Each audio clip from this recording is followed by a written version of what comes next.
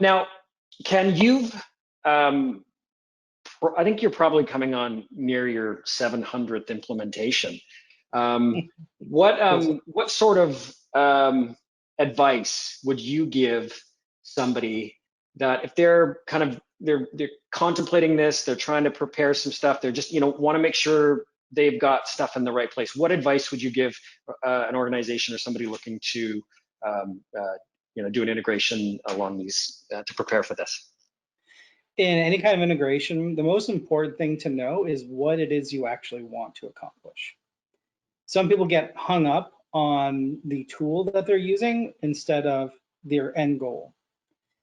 And when you don't know exactly what it is you want and you start down a path, it sometimes becomes too late to make it easily work, and you have to go back and start all over again. So if my first piece of advice for anybody starting an integration or doing a plugin is, what do you want it to do? Not what it does, but what is the end goal that we want to accomplish with it? And start there. And if you're doing an integration with, an ERP or some other sales system, know what data you want to have out, not just the specific fields, but the kinds of information you want out. What is the story you need to tell in your CRM, and how do you want to use that data? And if you have that, and and you're confident in that, everything else becomes much, much easier. Yeah, I would probably add to that as well. Like, what I typically tell people, and it kind of depends on where they're at as a company as well, from like a technology standpoint. And what I mean by that is, you don't want to bite off more than you can chew as well right off the bat. So a lot of times what I tell customers is, hey, don't necessarily worry unless there's a really good business value and a really good business reason to do it, and the time and the effort to do it doesn't outweigh those benefits, is to just do a one-way synchronization from other systems to the CRM or vice versa, and then let users get in there, at least be able to see some of the data that's in other systems or see what they're putting in the CRM and the other systems, and then discuss, okay, how do I make this more bi-directional and be able to have like a more real-time synchronization between my CRM and my other applications my other users use. Because the last thing you want to do is get caught up trying to tie everything together all at once and spend a lot of time doing that, rather than just saying, hey, let's just do small chunks at a time and get value out of it that way. And that way we're not kind of derailing our rollout with our users and even our adoption with the users at that point too. That makes perfect sense. Well, it doesn't look like there's any other questions coming in the panel.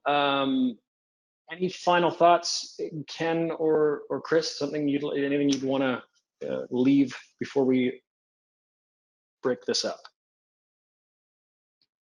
I'll just echo what you said in the beginning, in that if you can provide value to users, they're going to use, and the adoption is going to be a lot better. We've done a lot of implementations, and we've seen systems where it's just a dumping ground for salespeople to put their information into, or we've seen other systems where there's been an effort made to either automate some of that or to bring in data from other systems to make the CRM your go-to location for data. What's where you look first. And if you can do that, then user adoption will follow naturally. Yeah, I guess the last thing I'll also add is, don't always think that the data has to live in the CRM either. And what I mean by that is, unless there's a good reason for actually having the data stored in your system, like you want to trigger, notifications, workflows, those kinds of things around it, those are absolutely good reasons to actually have outside data that doesn't live in the CRM, stored in your CRM. But with Sugar, you have the ability to pull these things within APIs, so it can look like it's stored in the system too. But from a user standpoint, they don't know any different, that actually you're pulling this data into their record view for them from some other source where it lives somewhere else. But to them, it all just looks completely native. And that way, you're not actually storing all the data and kind of clunking up your database, unless you absolutely need to have that and you're going to be reporting off it, for example, or doing any kind of those workflows like I talked about. Right, perfect. So, Chris, last thought here. To the people who are listening, they're possibly considering doing a CRM integration. They want to kind of get their head around it. What's the best way to interact with us to get that information? How does somebody get in touch with MasterSolve to get run through a process like this? Yeah, again, I mean, if you're one of our existing customers, I mean, you know how to put in a support ticket or just email us directly. If you're not an existing customer, you can always email us at info@mastersolve.com or sales@mastersolve.com, and we can start discussing it. One of the things I would say is always kind of good to be prepared for is don't have to think about it from a technical standpoint. Just think about it purely from a business standpoint.